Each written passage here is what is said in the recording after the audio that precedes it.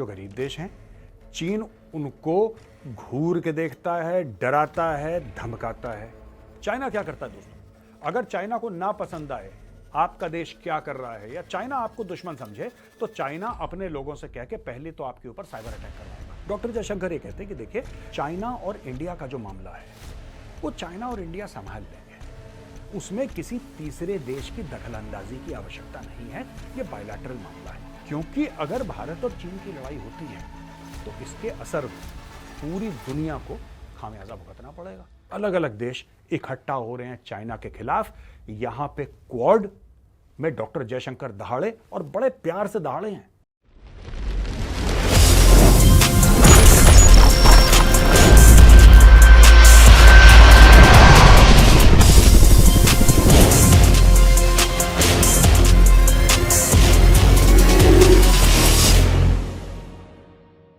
जय हिंद दोस्तों, मैं हूं मेजर गौरवारी और आप देख रहे हैं द चाणक्य डायलॉग्स। दोस्तों, धीरे धीरे पूरी दुनिया चाइना से हो रही है परेशान और चाइना को घेरने का प्लान बन रहा है।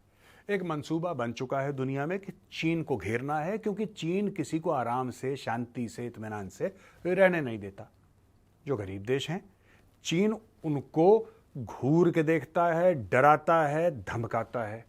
जो करप्ट देश हैं जैसे पाकिस्तान, उनको पैसा देता है। जो करप्ट लीडरशिप हैं जैसे कि मालदीव्स, उनको पैसा देता है और उनको कर्ज के तले दबा देता है कि ठीक है बेटा, इतने अरब डॉलर तुमने हमसे लिए, अब तुम हमारी बात मानोगे। इस तरीके से चीन अपनी डिप्लोमेसी करता है। लेकिन अब यह हुआ है कि एक फ्रंट तैयार हो गया चाइना के खिलाफ, और आज उस फ्रंट के बारे में मैं आपको बताऊंगा, और यह भी बताऊंगा कि डॉक्टर जयशंकर ने किस तरीके से बड़ी खूबसूरती से जो क्वाड की मीटिंग थी उसमें चीन को क्या संदेश दिया है, क्या मैसेज दिया है चाइना को, और किस तरीके से चाइना की चाबी घुमाई है।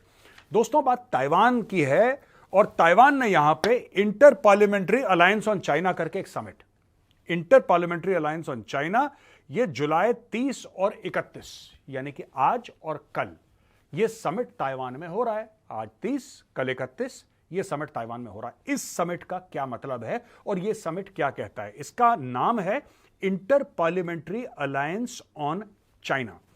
इसमें क्या है कि काफी सारे देश जो हैं वो इकट्ठा हो गए, उनके लॉ मेकर्स यानी कि वो लोग जो उनके पार्लियामेंट में बैठते हैं वो लोग इकट्ठा हो गए, और वो चाइना के खिलाफ आके बात करना उन्होंने शुरू कर दिया, और ये ताइवान ने होस्ट करा है।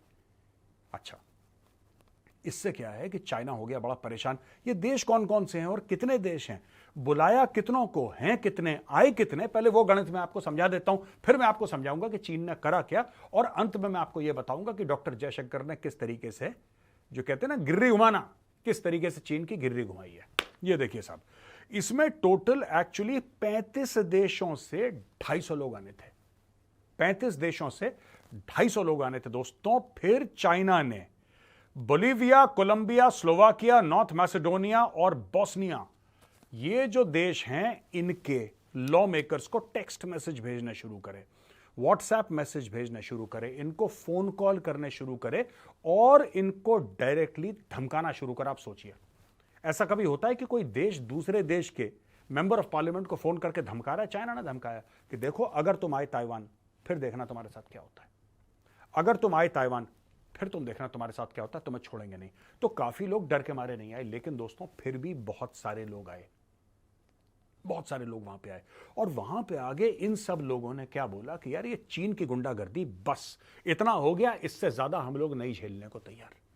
लोगों ने कंडेम करा, लोगों ने उसकी आलोचना करी, और लोगों ने यह बोला, ये सारे देशों ने बोला कि ठीक है, हो सकता है हम छोटे देश हैं यार, ऐसी कोई बात नहीं है, हो सकता है हमारे छोटे देश हैं, हो सकता है हमारी इकोनॉमी इतनी, हमारी फौज इतनी तगड़ी नहीं है जितनी चाइना की है, लेकिन ऐसे हम चाइना को गुंडागर्दी नहीं करने देंगे।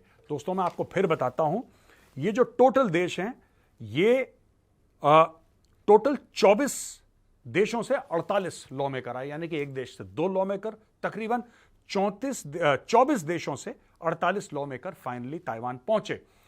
चाइना के जो इंटिमिडेशन एफर्ट्स थे, दबा के, डरा के, धमका के, इन एफर्ट्स को लोगों ने कंडेम करा और बोला कि साहब, ये जो हमारे मेंबर्स के खिलाफ सैंक्शन लगाए हैं, साइबर अटैक। चाइना क्या करता है दोस्तों? अगर चाइना को ना पसंद आए आपका देश क्या कर रहा है, या चाइना आपको दुश्मन समझे, तो चाइना अपने लोगों से कह के पहले तो आपके ऊपर साइबर अटैक करवाएगा। साइबर अटैक करवाएगा, आपकी ईमेल हैक कर दिया, आपका फोन हैक कर दिया, आपके सर्वर्स हैक कर दिया आपके देश के।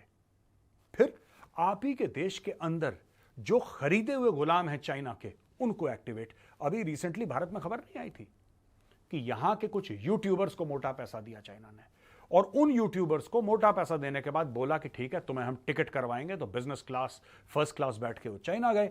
चाइना जाने के बाद उनको बोला कि तुम शिंजियांग में जाओ, शिंजियांग में जाके तुम शूट करो, दुनिया भर को दिखाओ कि भाई मुसलमानों के खिलाफ तो चाइना कुछ कर नहीं रहा है, और चाइना बहुत अच्छा मुल्क है, बड़ा शानदार मुल्क है, और बिल्कुल हबीबी टाइप का है चाइना। वो लोग गए, उनको पैसा मिला, लेकिन उनकी पोल पत्री भारत में खुल गई। वो बड़ी थू थू हुई साहब। अब एक और फैक्ट मैं आपको बताता हूं। आपको यह भी पता है कि 2024 के लोकसभा चुनावों में किस तरीके से चाइना ने गंद मचाया था। भारत के लोकसभा चुनाव में गंद मचाया था चाइना ने, ठीक है। कैसे? आर्टिफिशियल इंटेलिजेंस का इस्तेमाल करके। तो चाइना जब किसी को धमकाता है तो चाइना कई तरीके से, जिसको कहते हैं ना, एक जमाने में कहते थे कि वो चक्रव्यूह के बारे में आपने सुना होगा, गोल गोल ऐसा घुमा के, चाइना इसी तरीके से कार्रवाई करने की कोशिश करता है। आपके पास टेक्स्ट मैसेज आएगा कि साहब उस मीटिंग में आप मत जाओ। थोड़ी देर के बाद आप व्हाट्सएप देखेंगे, वही मैसेज आपका व्हाट्सएप पे भी आ रहा है। फिर अचानक आपके पास ईमेल आ जाएगी कि आपने क्या सोचा उसके बारे में। फिर आपके पास फोन कॉल आ जाएगा जिसमें एक आदमी आपको फोन कॉल पे धमकाएगा।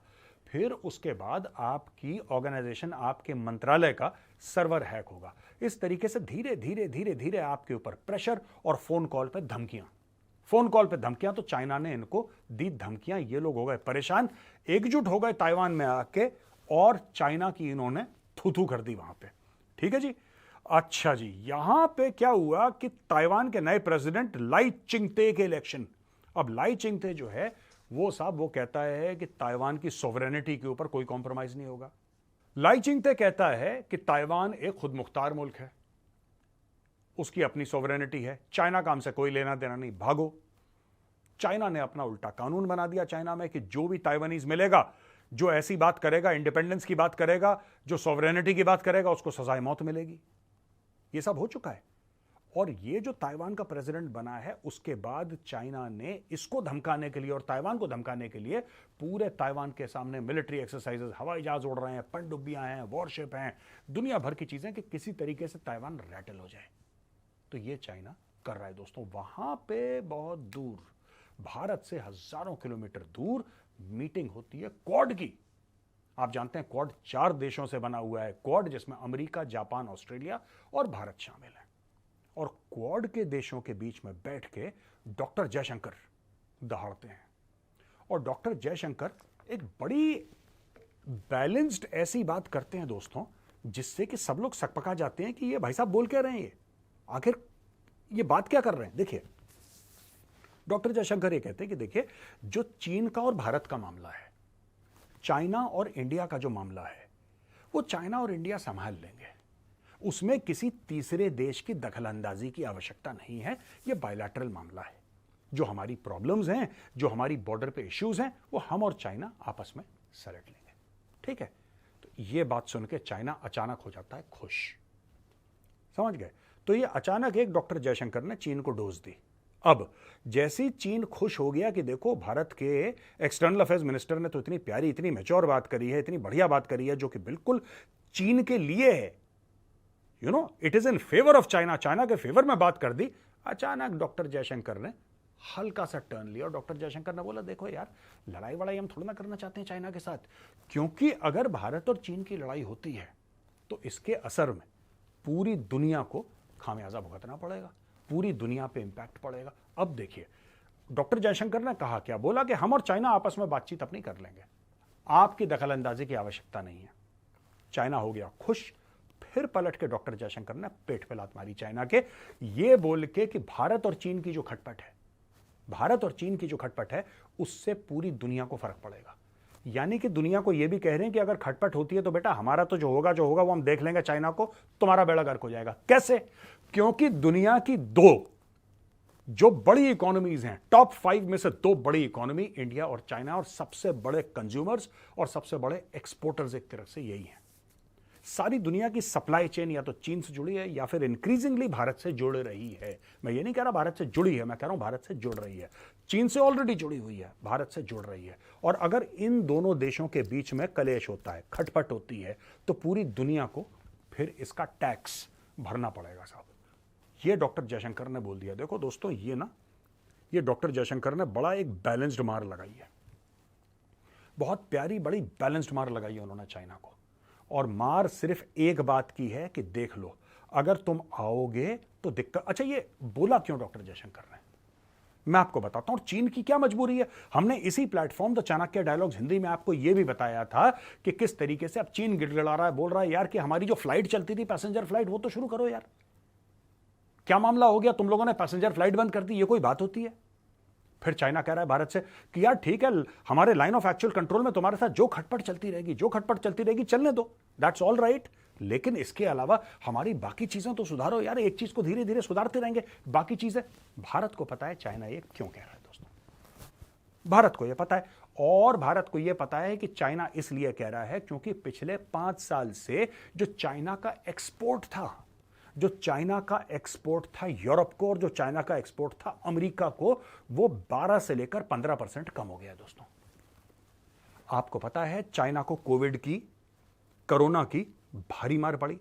आपको पता है कि चाइना के स्टॉक मार्केट से 6 खरब यानी कि $6 ट्रिलियन वाइप आउट हो गए। आपको हम यह भी बता चुके हैं कि चाइना के रियल एस्टेट की बड़े से बड़ी कंपनी दिवालिया हो गया उनका। हम आपको यह भी बता चुके हैं कि चाइना के 3 सबसे बड़े जो बैंक हैं वो ठुस हो गए, गॉन, चले गए, अच्छे, खत्म कहानी, एंड ऑफ स्टोरी। ये हो गया। अब इस पूरे में ये जो धीरे धीरे एक्सपोर्ट्स कम हो रहे हैं चाइना के, क्योंकि चाइना का मोटा पैसा आया कहां से यार, आया कहां से पैसा? चाइना का मोटा पैसा आया यूएस से, चाइना का मोटा पैसा आया यूरोप से। धीरे धीरे चाइना +1 की पॉलिसी आई, लोगों ने बात करना शुरू करा फ्रेंड शोरिंग की। फ्रेंड शोरिंग क्या होती है? फ्रेंड शोरिंग ये होती है भाई, जब हम धंधा देंगे दोस्तों को देंगे। अगर चाइना हमारे लिए इतना बड़ा दुश्मन है, यहां पे हमारे, मैं कह रहा हूं यूरोप और अमेरिका, जिनके नेशनल सिक्योरिटी के जो एस्टैब्लिशमेंट के लोग हैं, वो कहते हैं कि चीन हमारा प्राइमरी थ्रेट है। एक जमाने में रूस प्राइमरी थ्रेट होता था भाई साहब, अब चीन इनका प्राइमरी थ्रेट।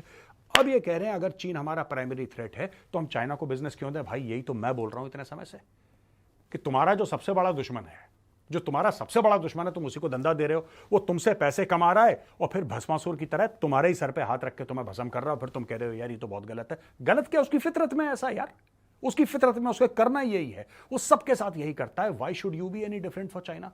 तो अब इनको अकल आ गई। अब ये चाइना +1 की पॉलिसी के तहत, फ्रेंड शोरिंग की पॉलिसी के तहत ये कह रहा है अच्छा हम एक काम करते हैं, एप्पल का ना काम हम लोग इंडिया शिफ्ट करते हैं, चलो इंडिया शिफ्ट करो, इंडिया शिफ्ट। यहां पे कौन? टाटा ने बोला हम संभाल लेंगे। अच्छा टाटा ग्रुप है, ओ भाई साहब टाटा ग्रुप, वेल डन यार, आप लो कोई बात नहीं।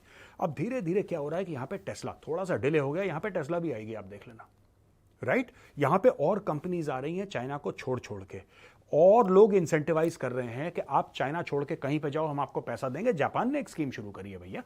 तो इस तरीके से जो यूरोपियन कंपनीज, क्योंकि यूरोप में मैन्युफैक्चरिंग बड़ी महंगी है, अमेरिका में मैन्युफैक्चरिंग बड़ी महंगी है, तो सर चाइना को दो धंधा, चाइना को दो, चाइना उससे पैसे कमाता है। फिर चाइना भस्मासुर बन के जिसने उसको पैसे दिए उसी को भस्म करने के चक्कर में, तो दोस्तों अब लोगों ने हाथ हटाना शुरू कर दिया। अब मैं आता हूं मेन बात पे।